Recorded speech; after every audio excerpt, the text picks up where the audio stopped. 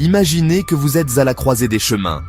Pas une intersection littérale avec des feux de circulation et des conducteurs impatients, mais un carrefour dans votre vie. À gauche, le chemin familier et confortable que vous empruntez chaque jour. À droite, un chemin enveloppé de brouillard, promettant... Eh bien, vous ne savez pas ce qu'il promet. Avant d'aller plus loin, abonnez-vous et likez si cette idée vous parle. On démarre. Et si je vous disais que le choix, celui qui pourrait tout redéfinir, ne prend que 5 minutes?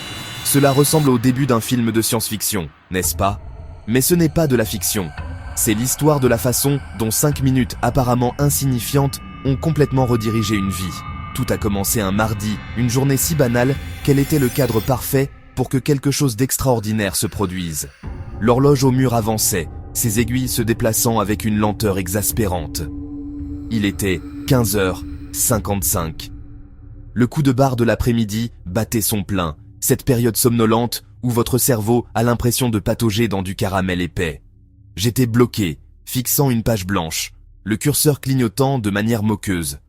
Mon projet n'avançait pas, ma motivation avait fait ses valises et était partie en vacances, et mon café était froid.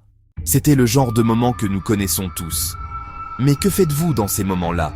Soupirer, abandonner et faire défiler des vidéos de chat sur Internet? C'était certainement mon plan. Mais alors, une idée étrange, presque malicieuse, m'est venue à l'esprit. Le défi était simple. Oublier le projet, oublier la frustration, et pendant les 5 prochaines minutes, faire quelque chose de complètement et totalement inutile. Pourquoi 5 minutes? C'est assez court pour sembler inoffensif, un simple éclair dans le radar de votre journée. C'est la durée d'une chanson pop, c'est le temps qu'il faut pour faire bouillir un œuf dur. Ou, comme j'étais sur le point de le découvrir, c'est le temps qu'il faut pour planter une graine qui se transformera en une toute nouvelle forêt. L'horloge a sonné 16h moins 4. Le compte à rebours avait commencé. Ma première impulsion fut de résister. Mon critique intérieur, un monsieur très sévère avec une moustache bien taillée, criait « C'est absurde! Vous avez des délais, des responsabilités. Vous ne pouvez pas gaspiller 5 minutes comme ça. » Mais l'esprit de rébellion était plus fort. J'ai décidé d'accepter le défi. Je me suis levé, je me suis étiré et je me suis dirigé vers ma bibliothèque. Résolu à suivre la première lubie absurde qui me viendrait à l'esprit. Voici mon premier défi pour vous. La prochaine fois que vous vous sentirez bloqué, vraiment et totalement bloqué, quelle activité inutile de 5 minutes pourriez-vous essayer? Ne réfléchissez pas trop. Plus c'est ridicule, mieux c'est. Vous pourriez être surpris par ce que vous trouvez quand vous ne cherchez rien du tout. L'horloge affichant maintenant 15h57, mes yeux ont parcouru la bibliothèque, ignorant les volumes à l'allure sérieuse pour s'arrêter sur un livre poussiéreux et oublié. C'était un ancien guide pour apprendre le japonais, une langue que j'avais décidé avec optimisme d'apprendre il y a 5 ans, et abandonné après avoir maîtrisé exactement 3 phrases. Ma tâche inutile de 5 minutes était décidée. J'allais ouvrir ce livre à une page au hasard, et tenter de dessiner le kanji le plus complexe que je pourrais trouver. C'était une entreprise parfaitement inutile. Je n'avais aucune intention de reprendre mes études, et mes compétences artistiques sont mieux décrites comme enthousiastes mais défiées. Je me préparais à un échec comique garanti. Parfait. J'ai pris un carnet et un stylo, mon cœur battant d'une étrange sorte d'excitation. Le genre que l'on ressent quand on est sur le point de faire quelque chose d'un peu coquin, comme manger un dessert avant le dîner. J'ai ouvert le livre. Mon doigt a atterri sur un caractère qui ressemblait moins à un mot qu'à un plan complexe pour une petite pagode à plusieurs étages. C'était beau, complexe et totalement intimidant. Pendant un instant, j'ai failli reculer. C'était trop difficile, trop bête. Mais l'horloge tournait. 15h58. Je devais m'engager dans l'absurdité. Alors, avec la concentration intense d'un expert en déminage, j'ai commencé à dessiner. Ma première tentative fut un désastre. On aurait dit qu'une araignée était tombée dans un encrier et avait ensuite eu une crise sur ma page. J'ai éclaté de rire. Le sévère critique intérieur était sans voix pour une fois. J'ai réessayé. Cette fois, j'ai décomposé le caractère en ses traits individuels, ou radicaux. Les petits crochets, les lignes droites, les composants équilibrés. C'était comme démonter une petite machine fascinante. Je ne pensais plus à mon projet bloqué, ni à mon stress croissant. Mon univers tout entier s'était réduit à ce seul symbole déroutant sur un morceau de papier.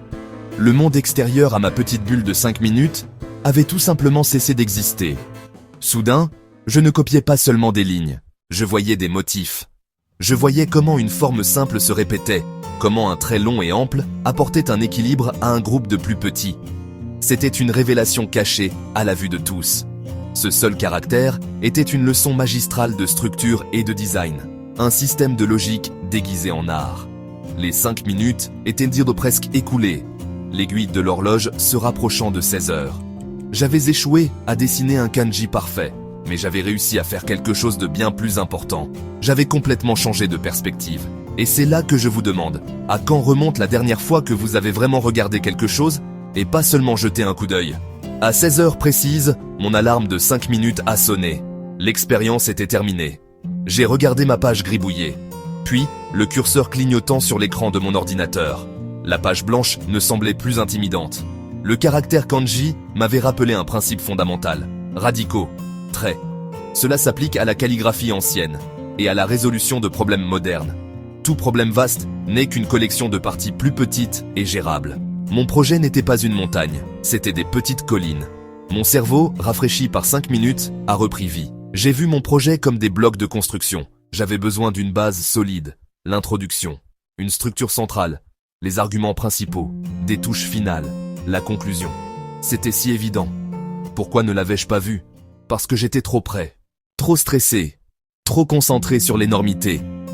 Le détour m'a donné le recul nécessaire. Comme lire une affiche le nez collé dessus, tout est flou, reculez de quelques pas et tout devient clair. J'ai pris une nouvelle feuille de papier. En utilisant la décomposition, j'ai commencé à élaborer mon projet. J'ai dessiné des cases, des flèches, de petits diagrammes, un schéma de savant fou, mais pour moi, une feuille de route limpide. Le mur de briques du blocage créatif s'est effondré. L'énergie et la clarté sont revenues. Tout ça grâce à une séance de dessin de 5 minutes. C'était presque comique d'efficacité. Je n'ai pas travaillé plus dur. J'ai pris du recul et joué. Leçon sur le cerveau. Il n'est pas une machine. Il a besoin de pause. Il a besoin de nouveautés. Parfois, il a besoin d'absurdité. Une tâche à faible enjeu différente active une autre partie du cerveau. Voici le deuxième défi.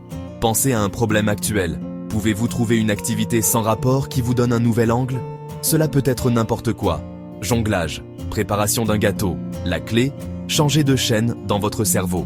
Cette pause de 5 minutes n'était pas seulement une solution ponctuelle, c'est devenu une habitude. Chaque jour, je commençais à programmer une folie de 5 minutes.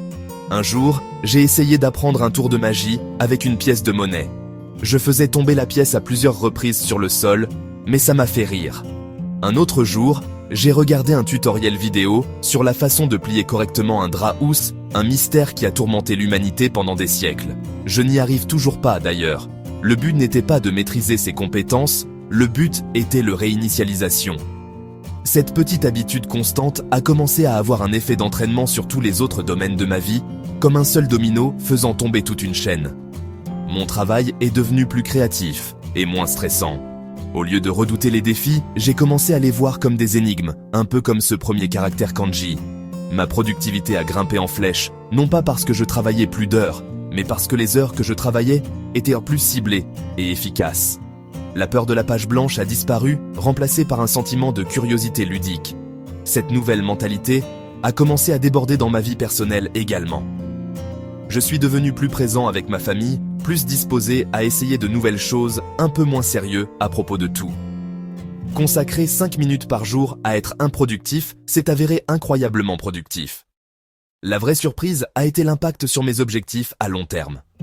Cette rencontre aléatoire avec le manuel de japonais avait réveillé une curiosité dormante. J'ai commencé à apprendre un nouveau kanji chaque jour pendant mes 5 minutes. Puis 5 minutes ne suffisaient plus. Cela est devenu 10 puis 20. Quelques années plus tard, je me tenais au milieu de Tokyo, commandant un bol de ramen en japonais maladroit mais fonctionnel. Un voyage que je n'aurais jamais commencé a commencé par un seul pas de 5 minutes, pris sur un coup de tête. C'est la puissance de l'effet cumulé. De petites actions répétées constamment au fil du temps peuvent conduire à des résultats massifs qui changent la vie. Nous surestimons ce que nous pouvons faire en une journée, mais nous sous-estimons ce que nous pouvons accomplir en 1 an ou 5. Pensez-y. Quelle petite chose positive pourriez-vous faire 5 minutes par jour? Lire une page d'un livre. Faire quelques pompes. Méditer. Dessiner quelque chose de bête. Votre destin n'est pas forgé dans un seul moment héroïque. Il se construit 5 minutes à la fois. Alors, quel est le grand secret? Quelle est la formule magique qui peut changer votre destin en seulement 5 minutes? Après tout ce suspense, vous vous attendez peut-être à une théorie complexe ou à un concept révolutionnaire, jamais entendu auparavant. Vous vous penchez peut-être, attendant la grande révélation. La vérité est bien plus simple et beaucoup plus puissante. Le secret n'est pas ce que vous faites pendant ces 5 minutes. C'est les 5 minutes elles-mêmes. C'est la décision de les prendre. Le secret est de vous donner la permission. La permission de vous arrêter. La permission d'être imparfait. La permission d'être joueur. La permission d'être curieux. La permission d'être glorieusement, merveilleusement improductif. Dans un monde qui nous crie d'aller plus vite, de faire plus, d'être plus efficace, l'acte le plus rebelle est de descendre du train-train quotidien, même pour 300 secondes. Cet acte crée un espace, un petit vide dans votre journée, où de nouvelles idées et perspectives peuvent s'engouffrer. Cette fenêtre de 5 minutes est une déclaration de liberté. Vous êtes plus que votre liste de choses à faire. Vous êtes un être créatif et curieux qui mérite un moment pour respirer et jouer. Qu'il s'agisse de dessiner un kanji, d'apprendre un tour de magie ou de regarder un nuage, le contenu est secondaire. L'acte principal est de vous approprier ce temps. C'est l'ultime life hack, accessible à tous. Mon dernier appel à l'action. Réglez une minuterie pour 5 minutes maintenant. Ne planifiez pas ce que vous ferez. Quand elle démarre, suivez la première lubie curieuse. Suivez la première lubie ludique. Suivez la première lubie inutile. Ne la jugez pas. Faites-le. Arrosez une plante, rangez un petit coin de votre bureau, écoutez une chanson les yeux fermés, étirez-vous, le choix vous appartient. C'est le moment. Vos 5 prochaines minutes pourraient y n'être que 5 minutes. Ou le début de tout. Le compte à rebours commence maintenant. Que ferez-vous?